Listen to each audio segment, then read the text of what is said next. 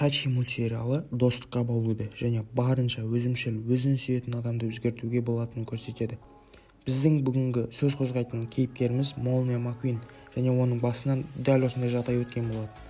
Ол Мэттрмен танысқаннан кейін мейірімді әрі жақсы кейіпкерге айнала бастады. Ал Маккуиннің досы әрі серіктесі Мак ұйқысы қанып таң ата ол гран-при жарысына үлгеріп, Маккуин сол жарысқа қатысқанда немесе Маккуин Мэттрмен мүлде таныспағанда Маккуиннің тарихы қалай болар еді? Бүгін біз Тачи мультсериалының сюжетін талқылаймыз және де Тачи мультсериалының авторлары сюжетті қалай құрастырғанын талқылайтын боламыз, достар.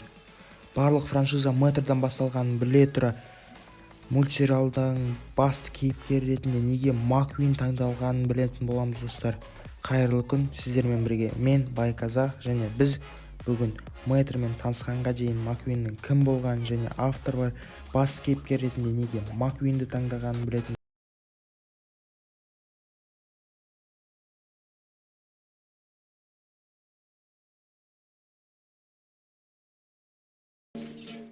Сіздерден видео бастамас бұрын каналға жазылып, лайк басып және өз ойларыңызды комментарияға жазып кетулеріңізді сұранамын. Сіздердің белсенділіктеріңіз келесі видеоның шығуына әсер етеді және маған мотивация береді. Молния Маккуин сірә барлық көрермендердің ең сүйікті кейіпкері болып табылады, себебі ол көңілді, мақсатына қол жеткізе білетін, табанды, өзіне сенімді кейіпкер.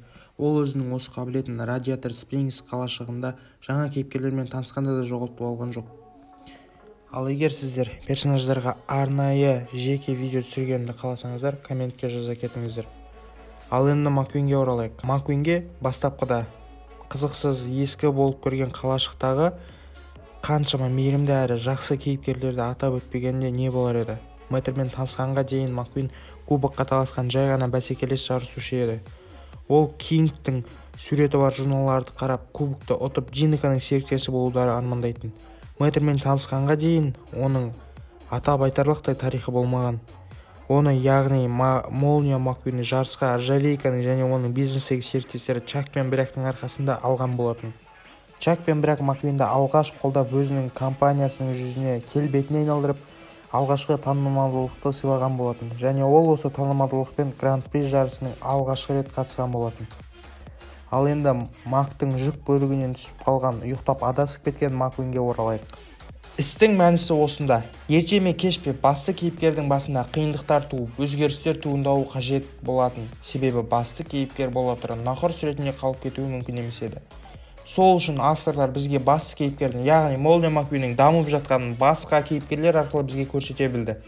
Басқа кейіпкерде біз бұл жерде әрине Мэттрді меңзеп тұрмыз. Ал енді елестетіп көрейікші. Маккуин адасып кетпей Калифорниядағы екінші жарысқа барғанда, Мэттрмен таныспағанда онда не болар еді? Чика бүкіл франшизадағы ең арсыз қуқарсылас десем де артықтық етпейді.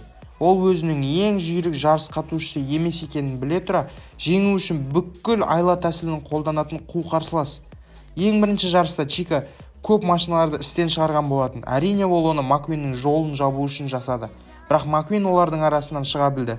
Маккуин бұл жарыста Кинг пен Чика да мықты болса да, оған қарамастан ол өз қарсыластарын талдаған жоқ. Оның себебі ол жаңа әрі жүйрік болып табылды. Ол жарыс басталарда өзінде, өзінің қарсыластарында, өзінің демеушілерінде мүлде ешкімді ойлаған жоқ және бұл өте қате таңдау болатын. Себебі ол дөңгелегін ауыстырмай жарысты жалғастыра берді. Сол ақымақтығының кесірінен ол өз карьерасына балта шаба жаздады.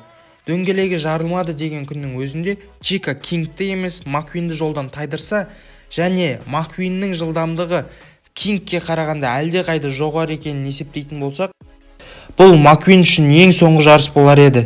Бұл жерде Маккуин қиыршық тастан асфальтқа шығатын Док Хадсонның тәсілін профессионалды түрде қолданып, өз жылдамдығын жоғалтпай жолға қайта оралған болатын.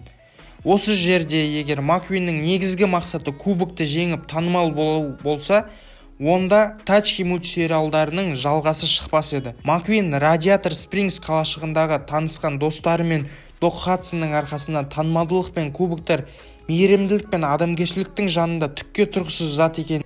Әрине Pixar мультсериалдары өзіндік бір ой түюге алып келеді. Pixar мен Disney студиялары осынысымен ерекшеленеді. Бұл мультсериалдан біз өзімізге өмірге деген сабақ ала аламыз. Бұл мультфильмді түсіруге себепкер Мэттр болса да Джон Ластер мен Джо Ренфт неге маккуинді басты кейіпкер еткені жайлы айтып берейін. Джон Лассетер өте талантты кісі. Pixar студиясының бастығы ретінде бұл студиядан шыққан әрбір туынды ең бастысы кішкентай балаларға берері бар екенін көрсете білді. Бәріміз білетіндей мультсериалдардың негізгі көрермендері жеткіншектер мен балалар екені анық.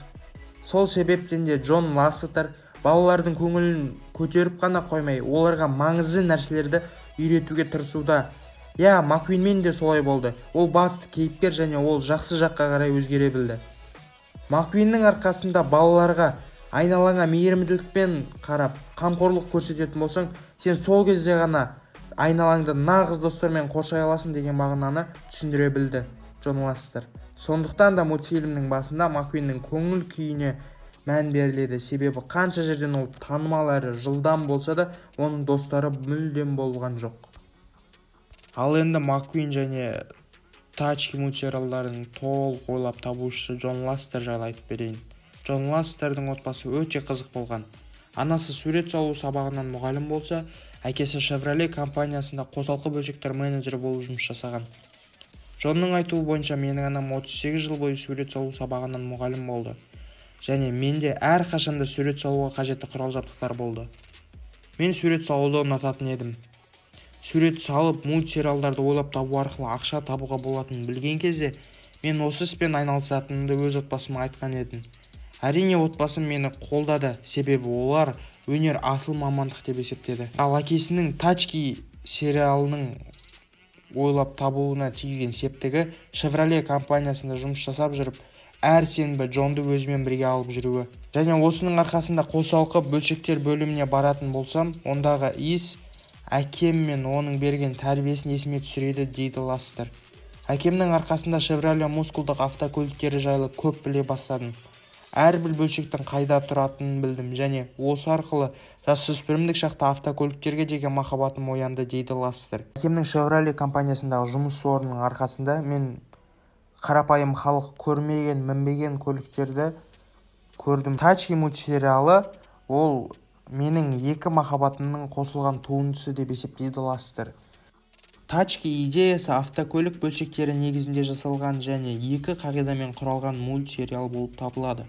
Біріншісі Лассетердің ынтасы, екіншісі Лассетердің жансыз затты тірілтудегі профессионалдылығы. Оған себеп қайықтарды, ұшақтарды, тіпті Pixar жазуы бар лампаларды ойлап табуында. Джон Лассетер Тачки мультфильмінің және Маккуиннің нағыз жанкүйері, себебі оның кішкентай сувенирлары өте көп. Сондықтан Маккуин мінезі бойынша нақтыланған кейіпкер. Лассетер нағыз өз ісінің шебері ретінде өз ойындағысын іске асыра білді. Себебі Маккуин керемет кейіпкер болып шықты. Оған кассалық түбіртектер мен көрермендердің Маккуинге деген махаббаты дәлел болады. Бұл Маккуиннің мэтрмен танысқанға дейінгі оқиғасы болатын. Тачки мультфильмін ойлап табушылар өз кейіпкерлерін осындай мейірімді, көңілді әрі харизматикалық кейіпкер қылып елестете білген талантты кісілер. Анимацияның арқасында олар өз проекттерін көрсете білді. Молния Маккуин өзінің қарапайымдылығына қарамастан, жақсы емес адамнан достық, махаббат және дұрыс сөйлесудің арқасында тіптен керемет кейіпкер ойлап табуға болатынын көрсетті. Молния Маккуин фанаттары мен көрермендері үшін бетке ұстар кейіпкер болды. Егер сіздерге видео ұнаған болса, лайк басып, комментарий жазып, каналға тіркеліп кетіңіз. Сіздермен бірге болған Бай Қазақ. Комментке келесі қай кейіпкер жайлы видео жазғанын қалайтыныңызды жазып кетіңіз. Көріскенше сау болыңыз.